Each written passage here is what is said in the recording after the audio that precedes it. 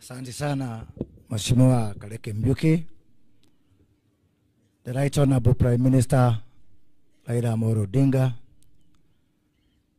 jamii ya mzee Julius Murungi wakiongozwa na rafiki yangu Nyadhurwa Betty Kale Murungi Orengo, Mheshimiwa Governor wa Siaya Mheshimiwa Orengo, Mheshimiwa Governor Otuoma, Governor wa Busia County, Mheshimiwa Martha Karua, wabunge ambao wako hapa, viongozi wetu wa kanisa, watu wa hapa Tharaka Nithi, Mugeni Kairi, na watu wa Siaya, Jothura Untie, Jothura Umol. Pole nimesahau pia kutaja rafiki yangu, the one and only youth leader wa Jamhuri ya Kenya, Senator Oburu Odinga. Tuko hapa na nimekuja hapa kuleta rambirambi zangu za jamii yangu na watu wa kwetu kwa sababu ya kuachwa na mzee.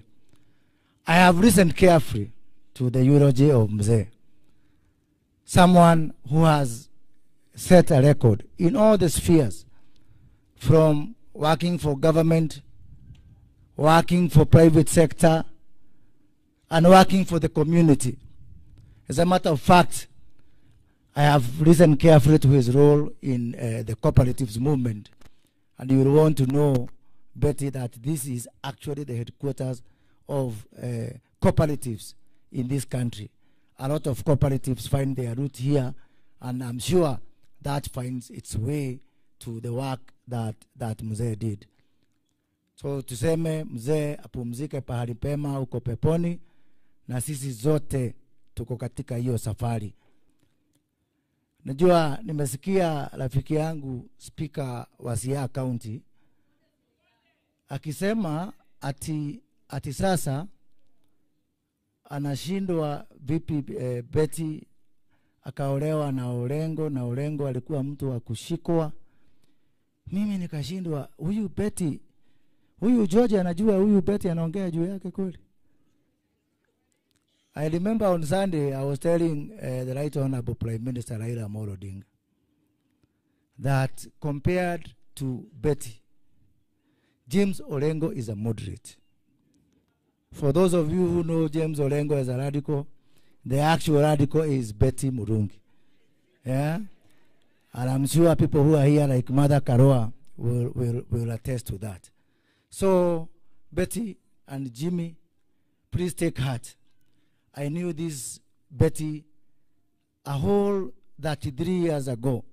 Tulikutana house number K25 kwa George Anyona, when Anyona was released. And what we find today, I am not sure how she ended up in Siaya, but I remember she went to Siaya shortly after Orengo made the speech of Mark Anthony katika mazishi ya Jaramogi. Somehow I can find the eloquence na hiyo kizungu ya hiyo mazishi. Pengine that is how we trace Betty's route to Kenya. I want to say this, and I want to say this specifically to my friend former Prime Minister Raila Amolo Odinga. Unajua mengi yamesemwa, na mengi yamesemwa about Baba's stand in the contemporary politics of this country. When I became a minister, way before the broad-based, I could sense something is wrong with this country. And I said the center can no longer hold. And we can no longer continue with the politics of division, with the politics of balkanization, with the politics of antagonism. Way before broad-based government, I went with Orengo to Alego, tukaanza industrial park. Nikaenda na Uchiro yako pale Makalda in Migori, tukafanya the same thing. Tukaenda na Nyasuna Wanga pale Riwa, and all na kwa Utuoma pale Nasewa, because I had seen that we cannot continue curing the problems of this country with the same old tactics and the same old ways of doing things. So let me correct you a bit, my senior. Yes, you've talked to the people of the mountain. But let me tell you something. Raila Amolo Odinga did not come to broad-based government to save people from this region. Raila Amolo Odinga came to broad-based government to save this country. And that is a whole difference. When we had problems with Gen Z, and you know what happened. Raila Amolo Odinga, he had two options. He had kibiriti, a matchbox, and a jerrycan of petrol. And he had water on the other hand. It was his right to choose any. He could have chosen the jerrycan of petrol na kibiriti na kuchoma Kenya iendelee kuchomeka. But he said, to what does it benefit me? To wish the house of a neighbor to burn, dio apate hasara, knowing I'm the neighbor and the fire will catch even my own house. So he chose yet again. He bent backward yet again to save this country. And Baba, let me assure you that history will judge you kindly for choosing the right thing for country. And I want to assure you personally, pahali utaenda bioni itaenda mpaka tuunganishe hii Kenya na tusonge mbele pamoja. Unajua mimi Senator Oburu hapo Juma nilikuwa champion ya ukabila na nikaokoka. Unajua every has a past and every sinner has a future.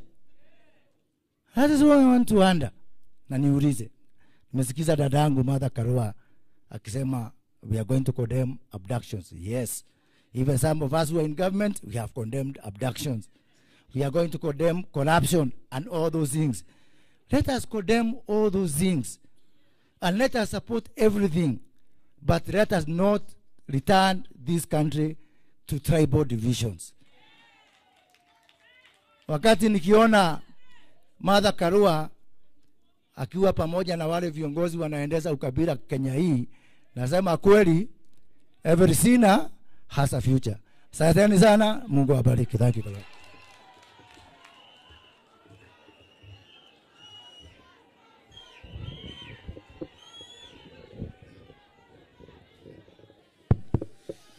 Asante sana. Let us appreciate Waziri Moses Kuria.